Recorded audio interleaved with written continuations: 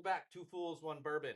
We had Eden Mill Guardbridge once, and Matt said this. I mean, for a glass of piss, I don't mind it. And instead of blocking us, they sent us more.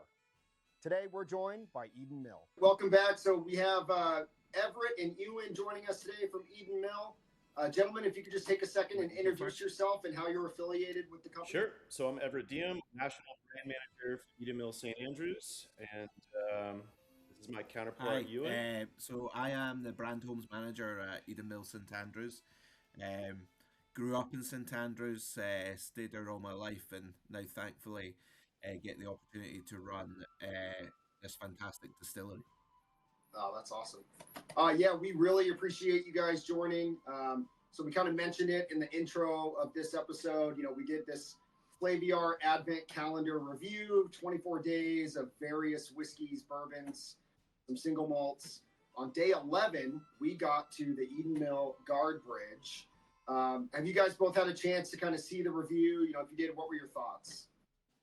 Yeah, I did. Got to star in a little video for it, and yeah, got to watch the video. I think it's fantastic. It's such a great way to introduce Eden Mill and one of our very exciting products to the US and further afield. Yeah. Flaviar had approached us to be one of the very few scotches in the previous year's Advent calendar. And we loved the theme of the whole campaign, you know, the Flaviar. It was perfect, including St. Andrews in that theme. And, you know, I was happy to see your guys' review. We appreciate all feedback on the products. We're such a small little company out there in a world of, you know, thousands of players in the space. So, so I appreciate you guys taking the time to give us the feedback, you know. You know, it's kind of interesting. That was the first experience that we had with an Advent calendar of whiskey. And when we went into it, we are very much into American whiskey and American bourbon. And we were disappointed for the most part out of the whole offering because it was a very eclectic offering. And of course, you saw too when we did the Eden Mill. We were both pleasantly surprised that we liked it. Funny enough, we have an extra Flaviar calendar, and we went back today and re-hit the Guardbridge. Yeah. And I was absolutely digging it this morning. So super happy with what you guys are doing. Was pleasantly surprised that you reached out. You know, we are kind of fun and cheeky. Don't usually hold back many punches. I said it looked like. And I felt bad. I feel bad because I don't know anything about Scotch in single malt, and it certainly didn't taste like that. So, I was very surprised when Everett reached out because I thought, oh man, this guy's getting ready to let me have it. Scump tag us, block them, get out of here, and no, it's just been a heck of an experience getting to know you. I've done a ton of research about the company. Very excited about the two products that we have in front of us and kind of where you guys are going. So, yeah, thank you very much. I think that's the exciting thing, right? Is the Guardbridge being a blended malt allows us to really showcase the skills of our head distiller, and actually allows us to celebrate the wider world of Scotch whiskey.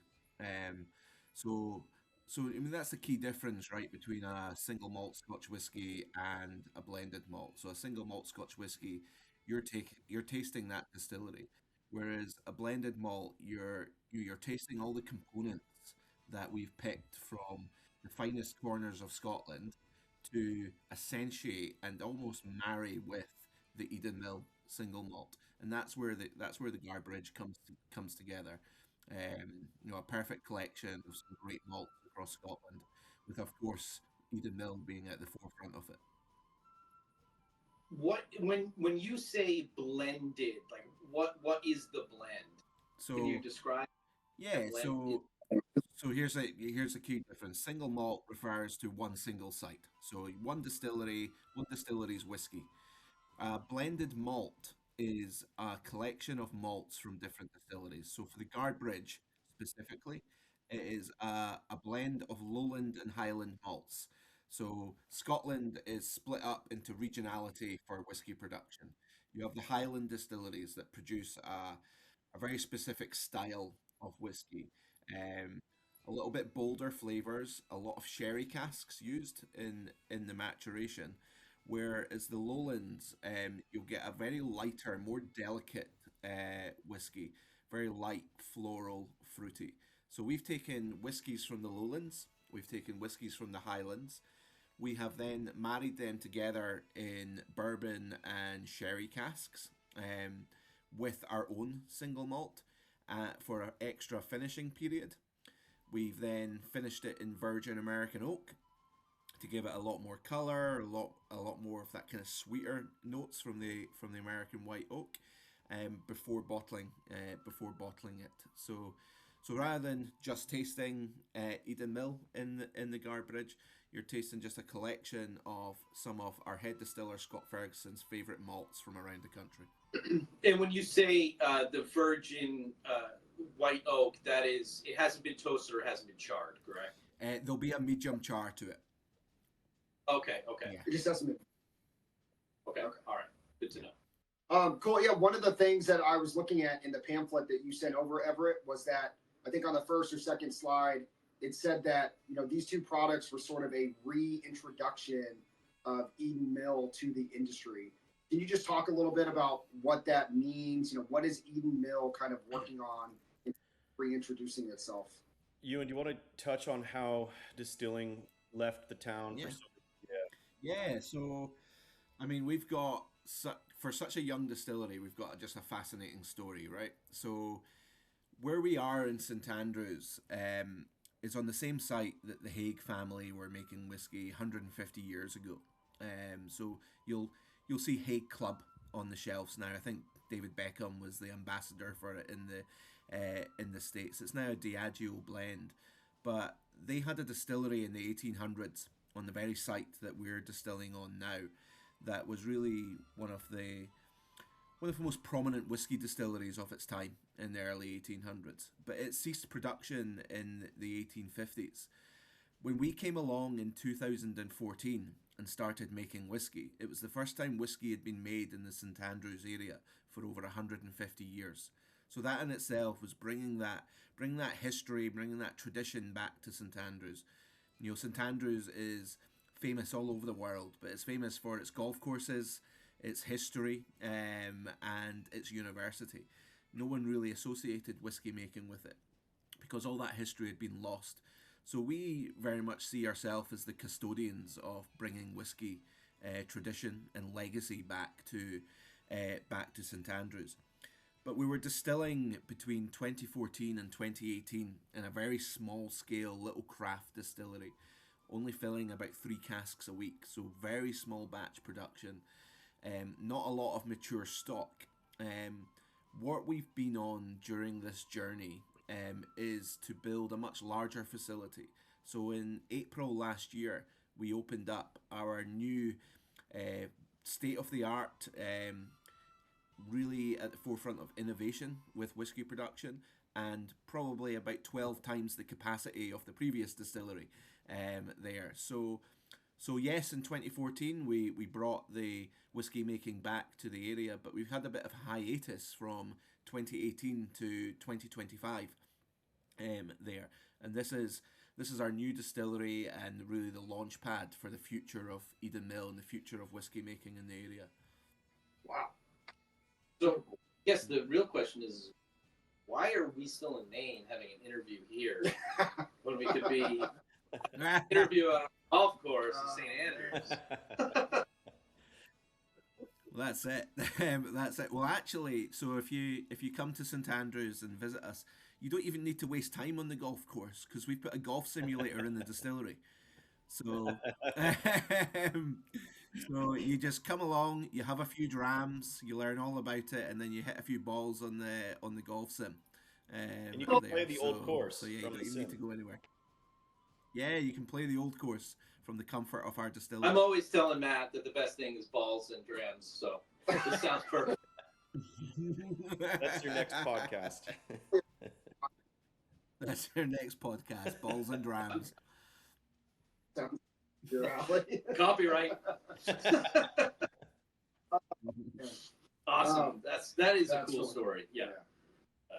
You want to get into them? I think we You guys should want to get into them? Yeah. Do it. Where with the two, if you want to describe the two offerings you sent us and tell us which one you think we should start with. We're talking Correct. bourbon and sherry, aren't we? The bourbon cask and the sherry cask. For me, let's start with the bourbon cask. I think it's a great introduction to our single malt. Okay. All right. That's the sherry, I believe, based on the color. It is. Yeah. I'm glad that somebody's. I honestly I the know. darker one. So one of the other funny things while Matt pours this is in our area in Maine, Eden Mill is not here. Correct. So we definitely don't get on the shelves. And honestly, I don't know if I haven't specifically searched for it. I'm going to now to pay attention because we both travel down to Massachusetts a lot. So we'll go from Maine through New Hampshire to Massachusetts. And I'm curious to see if it's either in New Hampshire or Mass. Everett, actually, you probably know. Mass, but- yes, but Okay.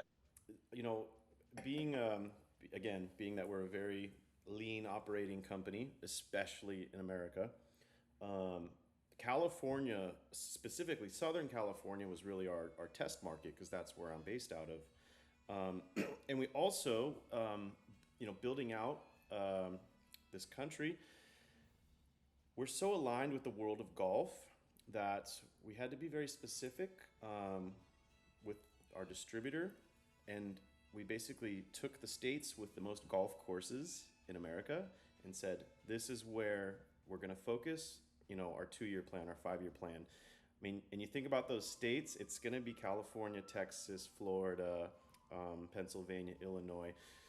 I don't have enough Everetts running around. But we're working on it, and the Northeast is a huge target. There's so much opportunity up there. Yeah, I mean, we always say that when we walk into a store now, is the choice here in the States is just wild. Yeah. With the Scotches, with Irish whiskey, of course, American whiskey and bourbon. I mean, it's just a plethora of choices. And The shelves are full. And we tried the Pokemon method with the collect them all, but it gets. I was just going to say, there's about to be a lot of Scottish people coming to Boston, so maybe pack some whiskey in their suitcases. So Yep. there's a certain soccer tournament. We've got 2 games in Boston. So I was just gonna. There's a really cool piece of history that I probably can't tell accurately right this second. Hopefully you can, but if not, no worries. The bit about the origins of whiskey making coming from the region of Fife. Can you just give like 30-60 seconds on that? yeah, so not far from here. There is my house, which is about halfway between the distillery and this location. There's an old abbey, the ruins of an old monastery, where the monks would be making what they would call aqua vitae, so the water of life. Now, that water of life is what we know now as whiskey. There, Uskabe, and so they were making their whiskey, and that is where they found they found the first written record of whiskey production in Scotland. It dates back to the 1400s, and it was a receipt for 8 balls of malt for the production of aqua vitae for the king. So that is the first written record of whiskey production, and it's about 12 miles from where we distill our whiskey now. And how amazing is that fact? In the region of Fife, the kingdom of Fife, which is where we're based, is not even recognized as a whiskey making region in Scotland. And it's the origins of whiskey. So who'd you piss off? Amazing.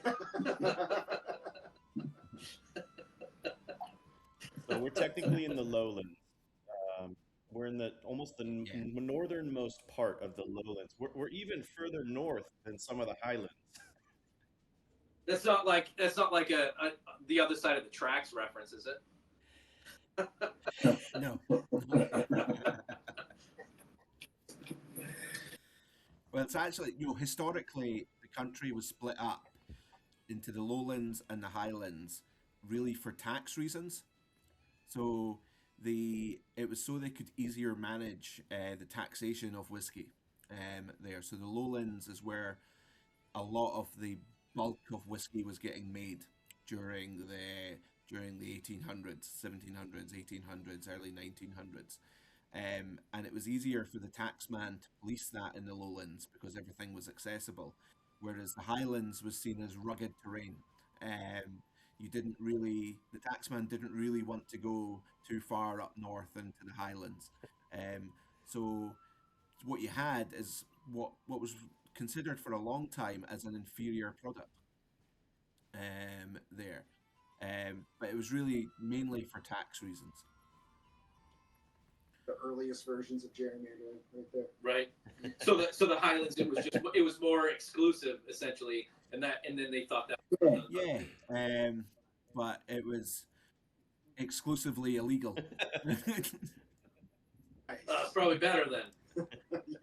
Yeah, there you go. So, All right. So what can you tell us about the bourbon cask finished? yeah, so our bourbon cask got in front of me here is, so this is about 7 years old. 7 years old in the cask. We have exclusively used first fill bourbon barrels. So never had any other Scotch whiskey in it before. It's been used for bourbon once and then finds its way onto the shores of Scotland to for our new make spirit to go in there. So 7 years old in the cask. So what you start to get is a lot of those vanillins coming through.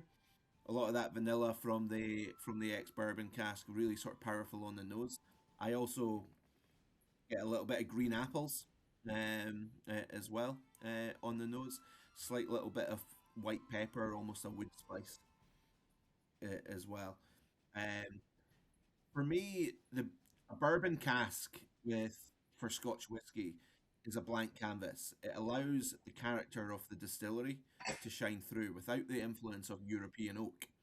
So European oak, as we'll find out in a little while, will deliver a lot of flavour from the cask, a lot of rich flavours that you're almost, in some cases, if it's not managed carefully, you're masking the character of the distillery, the flavour of the distillery, which ultimately is in the spirit that went into the cask, where I believe bourbon casks allow it to shine through a little bit more.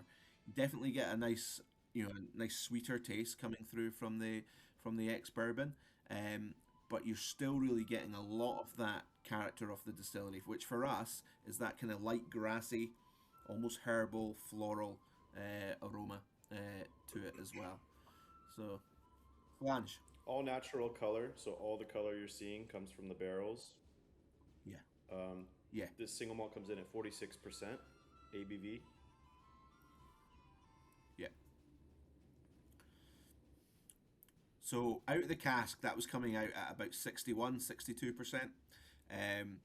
Our head distiller, Scott, has settled on 47%, 46, 47% for our single malt. That's a question that I've had with a lot of things that come out of Europe. Is it's usually a lower proof point.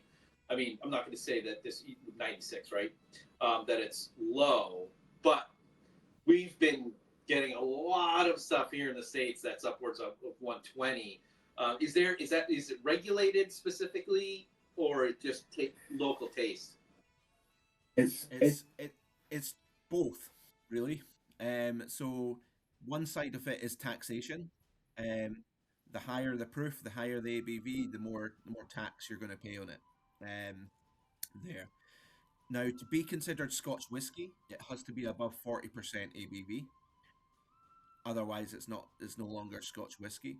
So you'll get a lot of your larger producers that will bottle their whiskey at 40%. for a small distillery like us, what they're looking at is what is the best ABV to manage cost versus flavor there as well. So we will not sacrifice flavor for cost. So, but what Scott has done has found an ABV that he thinks our whiskey tastes best at. So essentially, what Scott has done is decided how much water he's putting in your whiskey. Now, that doesn't mean that's what we exclusively bottle at. We also have some cask strength releases that probably haven't, due to the volume, haven't found their way into the US yet. But typically, we've got a couple of single cask releases in Scotland, in the UK, that sit at about 60% ABV. If you ask my personal opinion, what ABV is best for Eden Mill whiskey, it's about 53, 54% there. But obviously for volume, we take it just slightly below that to 47. I'd say even on the American bourbon whiskey side, like we're not like hazmat fans, but that 105 to like 115 definitely seems to be a sweet spot where you're not getting deep, but you get all those flavors, all those typical American bourbon flavors that you like. So yeah, we've said it Absolutely. when we've tasted other things or reviewed other things that 110 area plus or minus just right around 110 is the greatest spot to be. It's drinkable. It doesn't blow you out. You still get a lot of complexity out of it. We do hit the hazmats because you got to. It's fun. Yeah. But like you're not going to sip on a hazmat all night long. I really like what's in this glass right now. It's super nice. You know, I think we've mentioned it a few times over the course of many episodes. We're not single malt guys. We're not big Scotch guys. We don't know the history, so it's super cool listening to you guys kind of talk about that.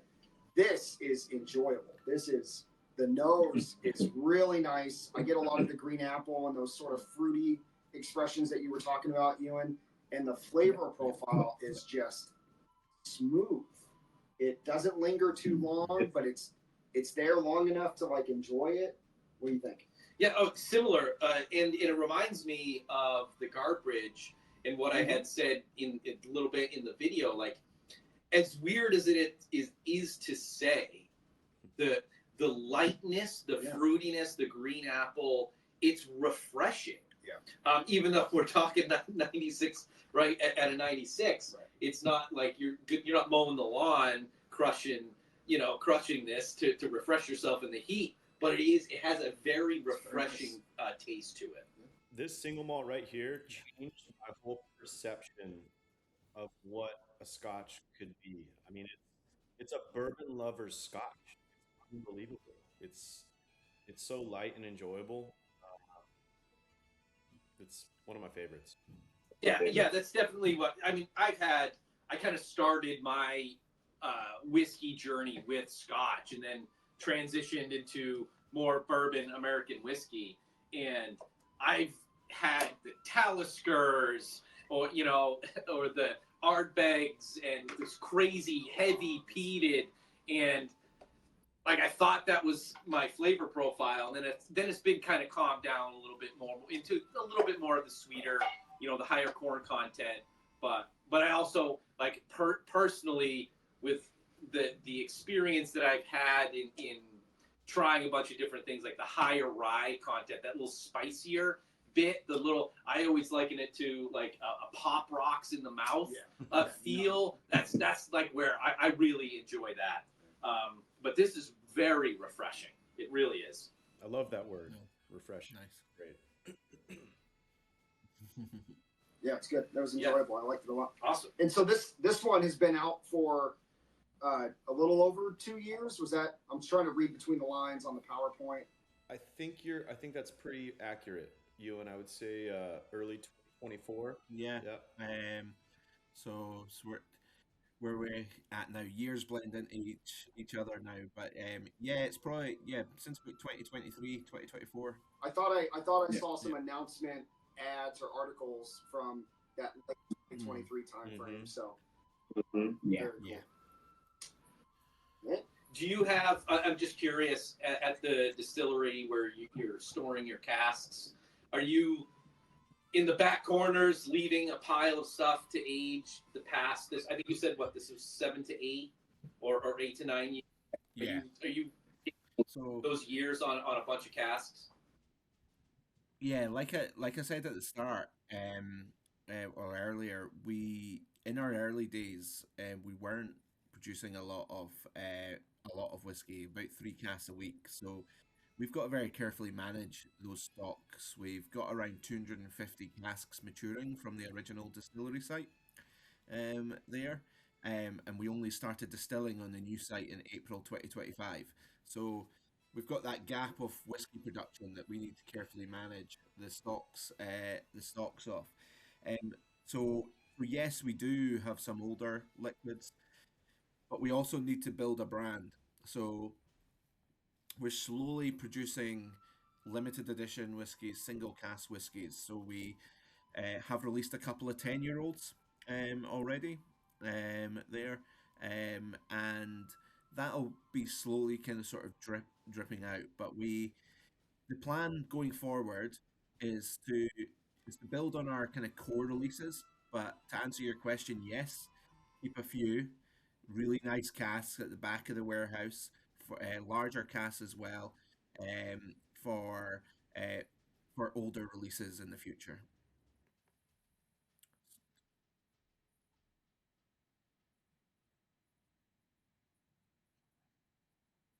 Yeah.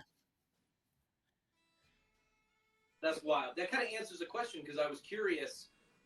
Being, as you stated, smaller, younger, like how is that working with the competition there in Scotland, right? I mean, you have the Macallans and you have the Lagavulins and Oban, and like how does that work? Do you have, have more of a younger clientele or consumer base?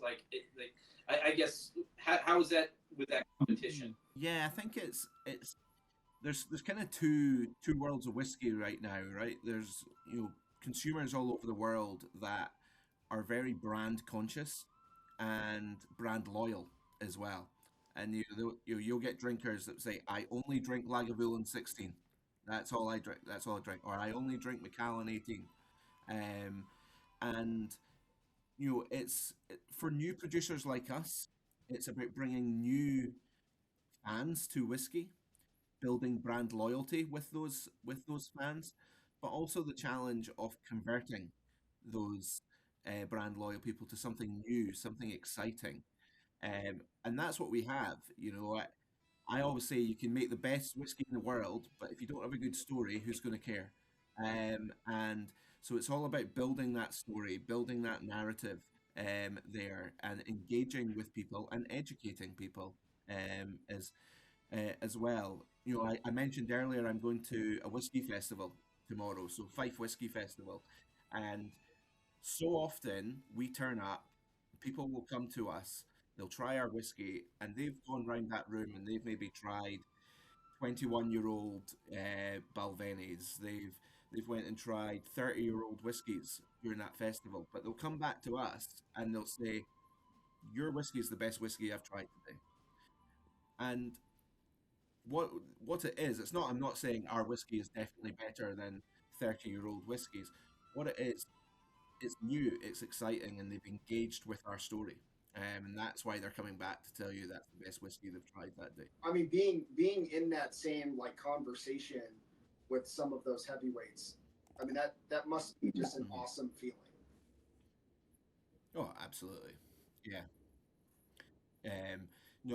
I fell in love with the world of whiskey after going to a tasting of Compass Box. They're a kind of new, exciting blender in Scotland, but also having met Mark Thompson, who at the time was the global brand ambassador for Glenfiddich, a brand that I knew very well and I loved. It was my dad's favorite whiskey, Glenfiddich 12, and so speaking to him and hearing his passion for the world of whiskey, that's what got me into it, and yeah, being in the same conversation as them is fantastic, and having people come to you, give you that feedback, and just know that you're doing the right thing. But most important, me, I'm a storyteller, guys. That's what I love is the story of whiskey. Whiskey brings people together, and I love sharing that with people, all over the world. And that's the opportunity that we have at Eden Mill. We're, like Everett said, we're small, we're lean, but we're ambitious, and we're entrepreneurial as well. So yeah, it just provides great opportunities. Yeah, I feel like the Scottish accent is kind of a cheat code. You start Yeah, talking yeah. about whiskey, and Just wait Just till I wait get till my I get kilt my on. kilt on. And to be honest, guys, like we could not recreate a Ewan. I mean, he is one of one, fourth generation St. Andrews. I mean, like what was your grandfather like worked at the original paper mill that Yeah, was in the build. I mean, it's just unbelievable. Like, yeah. No, it's I've got an affinity with not just the distillery but the brand, as well. And part of my family history is ingrained in the walls that where we've built our distillery. Like Everett said, fourth generation, and that's what's exciting. But that's what tourists love to hear as well. It's authenticity. There, and I didn't really realize how effective my accent was or my personality was until I came over to Augusta. There, and yeah, it helps a lot. that's awesome. Jeez. What generation are you passing to the kids? Not good ones. All right, Let's go on to number two. yeah, I do want to crack this sherry Yeah. cask open. So this was the one that I was kind of excited about. Not a big, yeah, I wasn't a big sherry fan. I don't know anything about sherry or sherry casks. Yeah. And the color looks amazing. Cool. Yeah, certainly historically for me is I'm not a big fan of the sherry finish. Just I don't know, the floral sweetness, the wine vibe gets me sometimes. But I have had some that have been done right, of course, and that are good. And let's hope this Ooh, is the that same. was a good pop. It Thank you. looks Good job, fantastic. yeah. Yeah, it looks great. I mean, the color is amazing. What's the age statement on this one? So we've not put any age statements on the actual bottle itself. But I can tell you that the youngest whiskey in there is about 7 years old. That's not bad at all. Yeah, this is definitely sherry. So let me break down the sherry cask bottling for you a little bit, because you see the color of it. It's obviously darker than the bourbon. The nose of it's different, and it says sherry cask right there on the label. But the cask up is actually majority bourbon cask.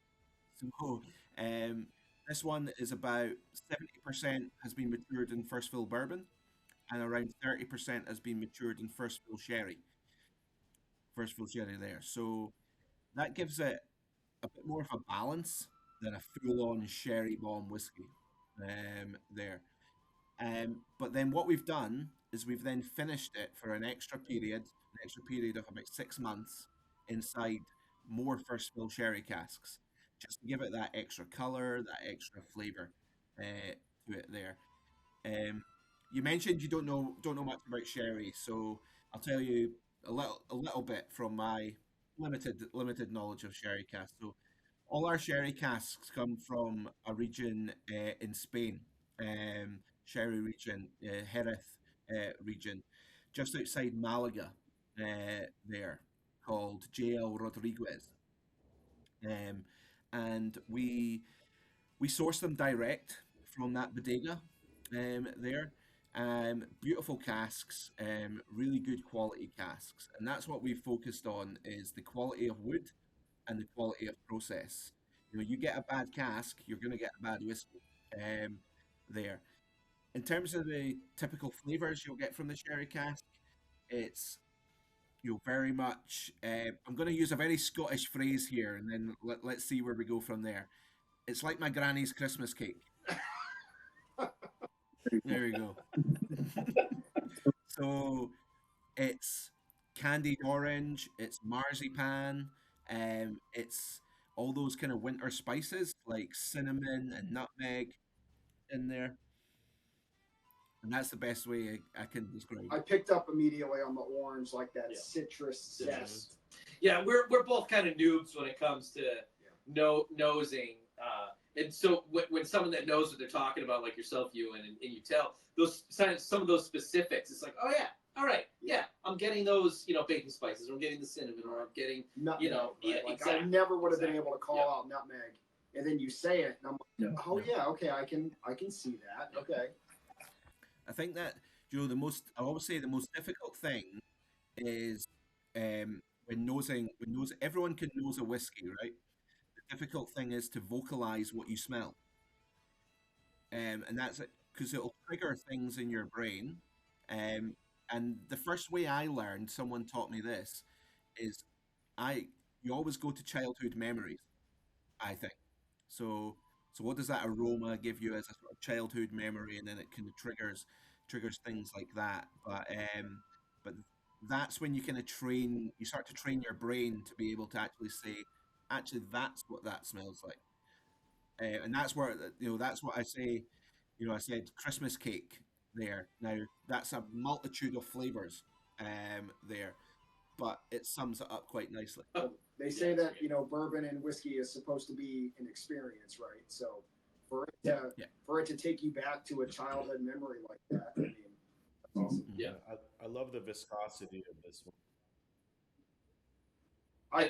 We didn't say it on the bourbon cask. I thought it had. I was surprised by the mouthfeel. It wasn't as I than what expected. I was expecting. Yeah. This one does look like it's just grabbing the side of the glass. So I think we got to go in. So, but first, in the U.S. we say cheers. I've learned with trips to Montenegro they say zivjali, and Ireland is sláinte. What is Scotland? So the full phrase is Slàinte. I'm not trying to do that. You got to do it like 10. To your health. And then there's the response of Slàinte. Perfect. Yes. Yeah. To God and country. Yeah.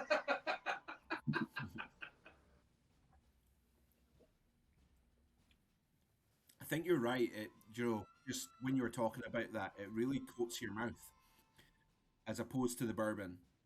Having tasted it right after the bourbon, I think that's what this one does. It's thicker. You got a lot more sort of syrupy there, and it really just coats your mouth. That one. In a nice way. Yeah, I mean, I'm gonna say it. Similarly, it is refreshing, but yes, it has a thicker mouthfeel, a little more viscous. It's like more substance to it, but still refreshing. Finish goes away pretty quick. It doesn't linger really long. I like typically I like a good finish, but I don't like it when it lasts forever. Because I want to go back and try and taste it again. I don't want to be one drink and I'm still tasting it for 20 minutes. Goes away pretty quick. What was the proof point on this one? Again, 46. I might feel like it drinks a little hotter than 46. I was just going to say, this one I feel like has a little bit more heat than the bourbon cask, which I like. It's not like an overly complex burn, but it's a nice, enjoyable.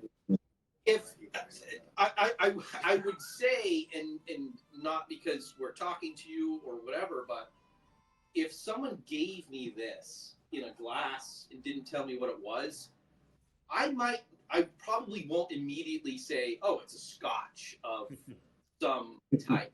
Honestly, it's for me not liking sherry casks. Yeah, I like this. Yeah, this one's pretty enjoyable for sure. Yeah, and I think you mentioned the things you don't like about sherry casks, and I think that's where the balance comes in.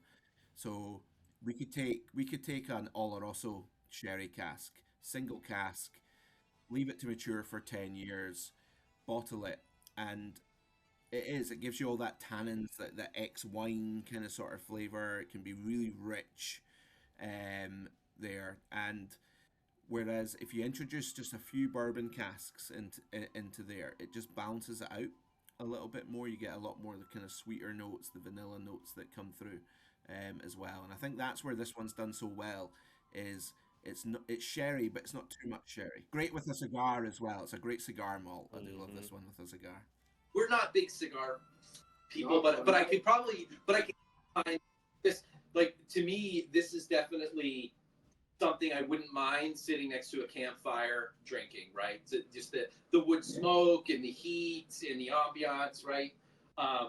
But you've got the fire right behind you. Yeah.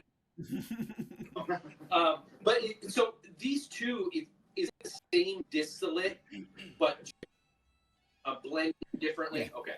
Correct. Yeah, different cask makeup, but the exact same distillate.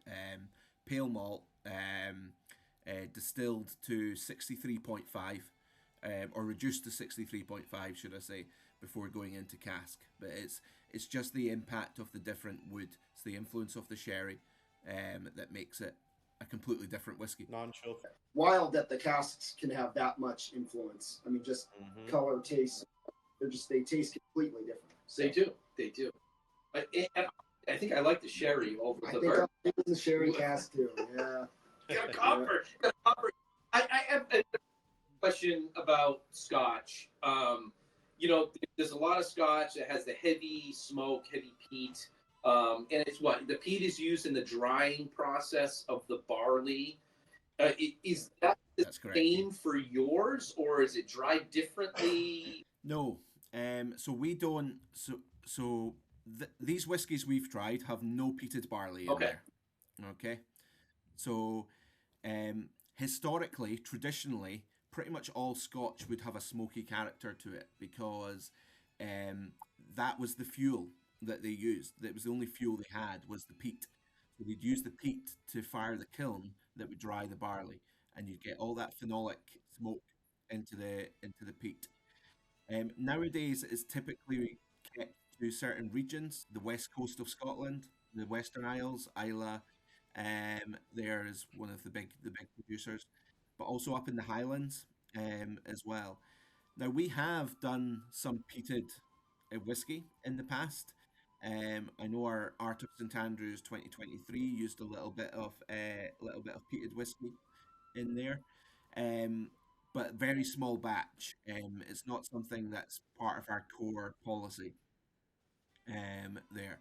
And the peat that we used is Aberdeenshire peat, which is a slightly different to your Islay peat. So Aberdeenshire peat from up in the Highlands is a bit more of that kind of bonfire smoke, a bit more wood smoke, and a little more gentle. Whereas your Islay peat is very phenolic, almost slightly medicinal. Some people have said, but typically you won't see a lot of peated whiskey from Edenville.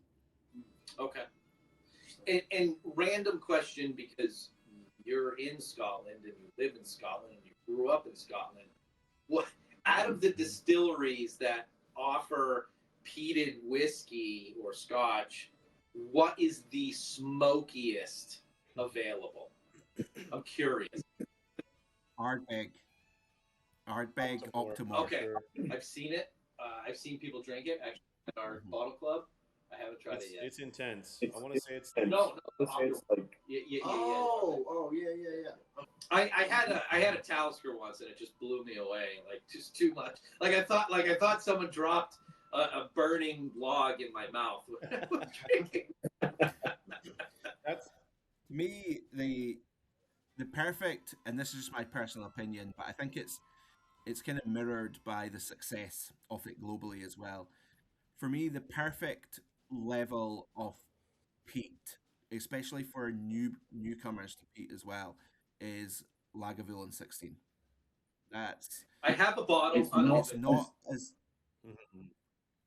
as heavy as an Octomore or an Ardbeg, and it's more of a wood smoke there as well. I think that's a really good example of a balanced peated whiskey. Can I don't know if you can answer this question, but I'm going to ask. When you're using the ex-bourbon barrels, whose bourbon barrel is it? So we don't have one source, one single supplier there, because that allows us to shop in the market, get the best quality casks. So it's never sort of one main one. We work with a cooperage in Scotland called Speyside Cooperage, who are one of the biggest importers of bourbon casks in Scotland. They will typically source it from every bourbon producer going. If I think of some of the notable ones we've used in the past, Heaven Hill, we've had the Jim Beam casks, we've had Jack Daniel's casks in the distillery, his distillery as well. A few different varieties. It's mainly what they've got available. We trust them because they'll always source the best casks on the market. That's super cool. So you guys aren't sourcing direct from the bourbon distilleries. You're going. Not for bourbon, no. Not for bourbon, no. Scotland is the number one destination for bourbon barrels. That's super cool to know. Massive amount. That's awesome. And to ask a similar question to compound on that, Euan, do you have a favorite bourbon? If my pockets were deep enough to have a constant supply, it would probably be Pappy. But my pockets aren't that deep. So, but I love a good old fashioned, so I always go to Buffalo Trace. Okay, all right. It's a good answer. Have to figure out how to get some samples across the pond. Oh, we. A Pappy? Yeah. We got some tendons We got out here that we Couple can send between the two over. of us, yeah. Yeah. Buy 50 cases of Buffalo Trace, maybe get a Pappy. I mean, bourbon's a very new world to me, and I'd love to learn more about it. Fascinates me, and like I say, I love I love an old fashioned, and I know what I like, but I just love to dig deeper and find out more about all the bourbon brands. You and I have to say, a Guardbridge Old Fashioned is one of my favorites. That doesn't sound terrible It's at all. an expensive old fashioned. Yeah. I mean, we could do a Pappy old fashioned if you want. We collect quite a bit, and we open almost everything that we ever get. It's just like that's what we do. We open it, we taste it, we talk about it, we commiserate over how much we spent on that bottle. Cry. Sometimes the buyer's remorse with these elusive allocated bottles that aren't worth what they're asking for at all. Guys, I appreciate your time. This has been an incredible experience for both of us. I will say that my perception around Scotch and specifically Eden Mill has changed quite a bit. I'm not super surprised. Like, again, I think the Flaviar experience was just, it's rapid fire tasting, right? So we had some disappointments that maybe changed some of those perceptions, but these have been wildly enjoyable. I think to the point where I'm going to try to find a bottle and get them on the shelf. Yeah, I'll be down to Mass in a couple of weeks. I'll look for Eden Mill for sure. Yeah, absolutely. Yeah. So, Fantastic. yeah, we greatly appreciate it. One thing that we like to ask, just as like a final wrap up, is what's next for Eden Mill? What big project is on the horizon? For me, I'm in charge of the visitor center, so I'm the custodian of our brand, the custodian of our story, and this is our first summer of our new visitor center. We just opened it in October. We're heading into our first big high season in St Andrews, and it'll be welcoming thousands of visitors from all over the world to come and learn all about Eden Mill, learn all about the story, taste the liquid, more importantly, enjoy our rooftop bar that looks out over the Eden Estuary towards St Andrews, just experience this beautiful location there. And yeah, it's going to be a big year, and I'm super excited for that. You need to get yourself to St Andrews.